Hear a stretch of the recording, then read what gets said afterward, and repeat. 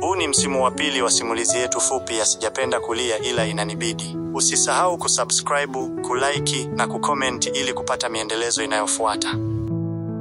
Rukia alidhani yote mabaya yamepita. Alikuwa amesema ukweli wake. Alikuwa amesimama kidete. Lakini safari ya kupona haikuwa laini kama alivyotarajia. Siku moja, alipokuwa akirudi hosteli, alikuta kijikaratasi chini ya mlango wake. Aliokota, "Ulipaswa kunyamaza." Ndiyo maneno yaliyoandikwa kwa maandishi ya haraka. Moyo wake ulianza kudunda kwa kasi.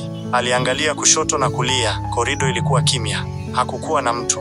Alipofika bwalo la chakula, alihisi macho ya watu yakimfuata. Minong'ono, kicheko cha kejeli. Hamza naye hakuweza kumwangalia machoni kama kawaida.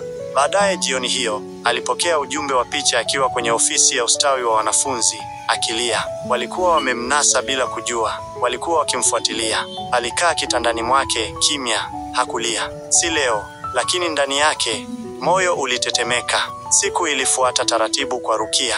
Macho yalikuwa juu yake, kila alipopita chuoni. Hakuelewa ni nani aliyeanza kusambaza habari. Video aliyopokea usiku uliopita bado ilimrudia kichwani. Akiwa kwenye ofisi ya ustawi wa wanafunzi, akilia kwa maumivu aliyoyaficha kwa muda mrefu.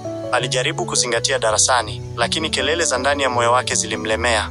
Baada ya masomo, aliamua kukaa chini ya mti mkubwa wa msenene, sehemu ambayo mara chache huonekana na wengi. Alikuwa na daftari lake. Aliandika, "Mimi si mjinga, mimi si mnyonge, mimi si wa kufichwa tena." Ndipo Rehema, rafiki yake wa zamani, alimtokea kimya kimya. Macho yao yalikutana. Rehema alikaa pembeni yake bila kusema neno. Dakika chache baadaye, akasema kwa sauti ya chini, "Nilisikia hiyo video na nilijua ni lazima ilikuwa na sababu." Rukia alimtazama, machozi yakianza kukusanyika tena. "Siwezi tena kuvumilia.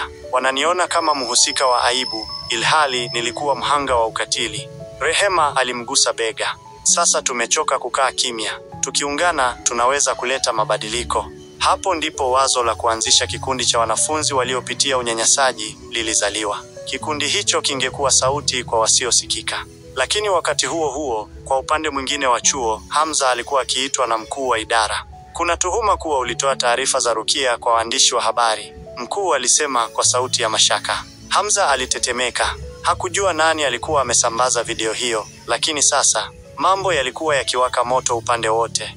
Muda ulikuwa umesonga. Wiki moja tangu video ile kusambaa na gumzo la chuo kujaa jina moja tu, Rukia. Lakini tofauti na mwanzo, huu haukuwa mwisho wake, bali mwanzo wa mapambano. Rukia na Rehema walikuwa wameunda kikundi kipya kwa jina la Sauti Yetu, kilichoanza kuvutia wanafunzi wengi, hasa mabinti waliowahi kupitia ukatili wa kimapenzi, dhuluma za kihisia na hata manyanyaso ya kifamilia.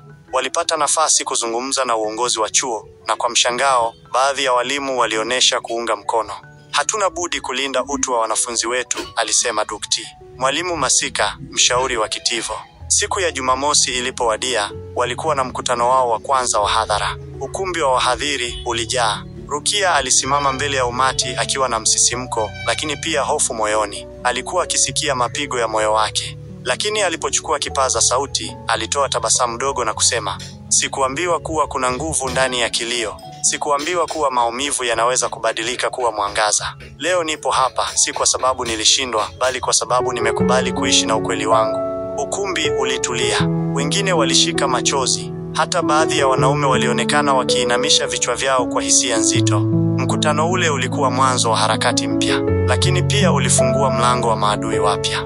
Usiku ule, Rukia alipokea ujumbe mfupi wa simu. "Unajiona shujaa, hujui kinachokuja. Usijifanye mtakatifu." Alijua, hii ilikuwa zaidi ya simulizi ya maisha yake. Ilikuwa vita dhidi ya mfumo unaowavunja wanawake kimya kimya.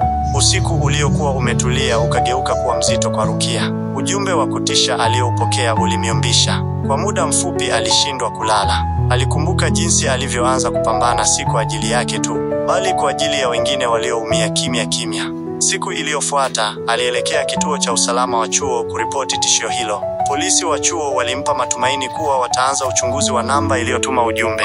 Lakini, kwa undani wake, Rukia alihisi hili ni kubwa kuliko ujumbe mmoja wa vitisho. Wakati huo huo, habari kuhusu Sauti Yetu zilianza kuvuma mitandaoni. Wanafunzi kutoka vyuo vingine walianza kuwasiliana nao kwa matumaini ya kuanzisha matawi yao. Wimbi la mabadiliko lilikuwa limeanza kushika kasi. Lakini nyuma ya pazia, Hamza, aliyewahi kuwa rafiki wa karibu wa Rukia, alionekana akizungumza na mtu kwenye simu. Nilikuambia huyu msichana anaweza kutuangusha sisi sote. Hii harakati yake haifai kuendelea. Je, Hamza alikuwa na uhusiano wowote na tishio alilopokea Rukia? Wakati huo huo, Rukia alianza kupokea taarifa kutoka kwa msichana mwingine aliyefichua kuwa naye aliwahi kufanyiwa ukatili na mtu huyo huyo anayemtishia Rukia sasa. Hali hiyo ilimpa Rukia ujasiri mpya. Hii haikuwa vita yake pekee tena. Aliandika kwenye daftari lake, hii siyo hadithi ya kuogopa, ni hadithi ya kusimama. Na hata nikilia tena, nitalia kwa ujasiri. Wiki 3 zimepita tangu kikundi cha Sauti Yetu kizinduliwe. Idadi ya wanachama imeongezeka kwa kasi, na vyombo vya habari vimeanza kuzungumzia harakati hizo kama mapinduzi ya wanafunzi kwa ajili ya utu.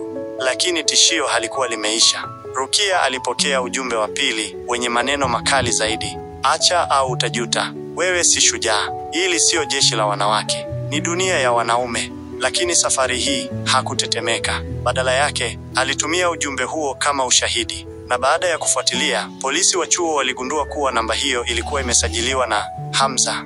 Walimkamata. Baada ya kuhojiwa kwa saa kadhaa, alikiri kuwa alihusika kusambaza video ya Rukia na alikuwa na chuki baada ya kukataliwa kimapenzi zamani. Alijiona kudhalilishwa. Chuo kilimfukuza mara moja na Rukia aliitwa mbele ya wanafunzi kutoa hotuba fupi. Alisimama akiwa mnyenyekevu lakini imara. Sijapenda kulia, ila inanibidi kwa sababu maisha yalinilazimisha. Lakini sasa nalia kwa ajili ya ushindi, kwa ajili ya dada zangu, kwa ajili ya wote waliowahi kufungwa midomo kwa hofu. Leo hii tunafungua mlango mpya.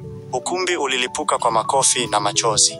Lakini je, hii ni mwisho wa mateso au mwanzo wa safari kubwa zaidi kwa Rukia na harakati zake? Msimu wa 3 unaweza kufichua hatari kubwa zaidi, mapambano ya kisiasa chuoni na nguvu ya msichana mmoja aliyegoma kunyamazishwa. Usisahau kulike, kusubscribe na kucomment ili kupata simulizi kali zinazokujia hivi punde.